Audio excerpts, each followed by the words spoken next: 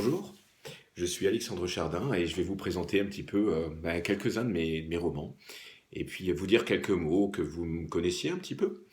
Alors déjà à l'occasion du salon de Montreuil, eh bien je vous présente Bande de poètes. Alors Bande de poètes, en fait c'est un roman un petit peu particulier, je vais vous lire un extrait tout à l'heure que j'ai écrit. Alors c'est rigolo parce que je l'ai écrit en fait quand je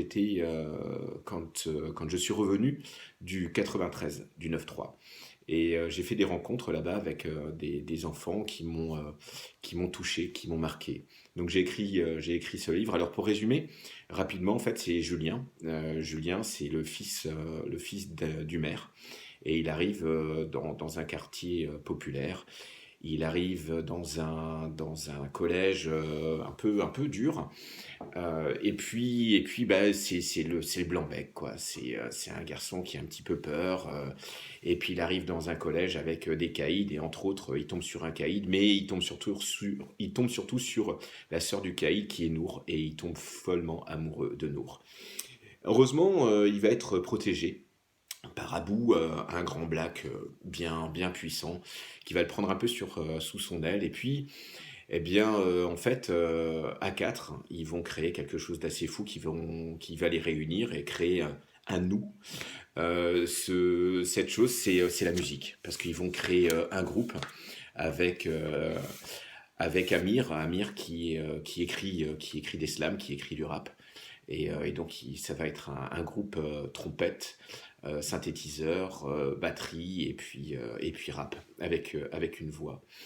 Alors, parlons un peu de nous, justement. Alors, je crois qu'en fait, ce nous qui est multiple, qui permet de rassembler plein de jeux, il traverse finalement tout ce que j'écris. Donc évidemment, il traverse Bande de poètes, mais il traverse aussi ma fugue dans les arbres, dans lequel une petite fille, en fait, se sauve, fait une fugue dans les arbres. Et Albertine, eh bien, quand je dis nous, c'est que, alors, elle va faire la découverte effectivement d'un écureuil, mais surtout, elle va faire la découverte de son frère qu'elle n'aimait pas du tout et qui finalement va l'aider à traverser d'arbre en arbre jusqu'à ce que son père accepte de monter dans les arbres qu'il déteste tant et qu'il révèle pourquoi il déteste tant les arbres. Il y a un secret.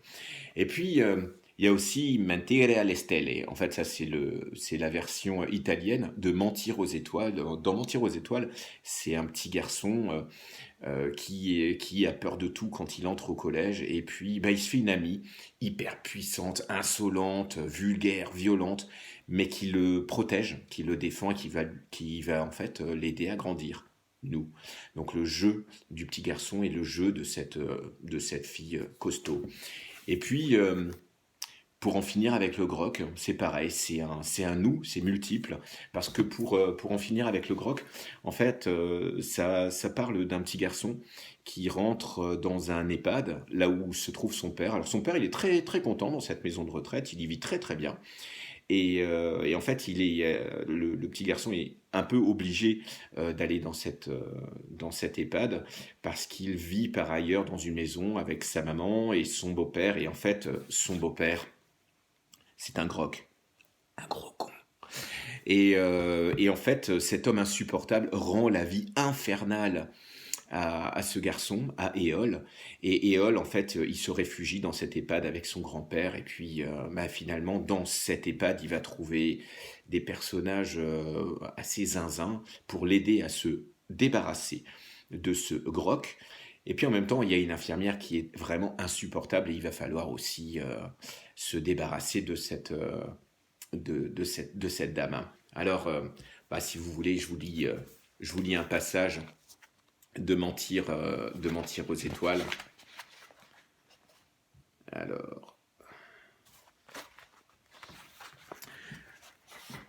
donc, pour vous résumer, en fait, Amir, donc le caïd qui s'est opposé à Julien, le fils du maire, en fait, Amir, bah, il a une grosse confrontation avec son papa, son père qui lui a donné une gifle.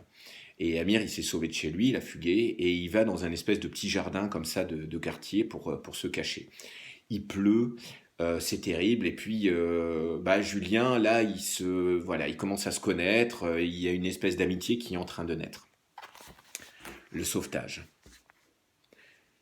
Mais il n'ose se rendre au jardin mystérieux. Il imagine Amir, ses yeux rusés, furieux. Que je vienne chez toi, dans ta villa de Bourges? Tu m'as bien regardé, sur mon front tu lis Courge. La trompette attendra la reprise des cours. Autant fermer les yeux, se souvenir de Nour. Pourtant, 2 jours plus tard, Julien n'hésite plus. Assez de voir tomber cette pluie froide et drue. Il imagine Amir mouillé dans sa cachette, assis tout seul, l'œil noir, perdu sous sa casquette. Tant pis s'il l'envoie paître, il ne faut plus penser. Bottes et veste à capuche, en route pour la saucer. Où vas-tu par ce temps? Lui demande sa mère. Dehors tout est liquide, on a le mal de mer. Je dois avoir un ami, c'est pas loin d'ici. Ne peux-tu l'appeler? Pourquoi te déplacer? Que tu te fasses tremper, vraiment, ça me chiffonne.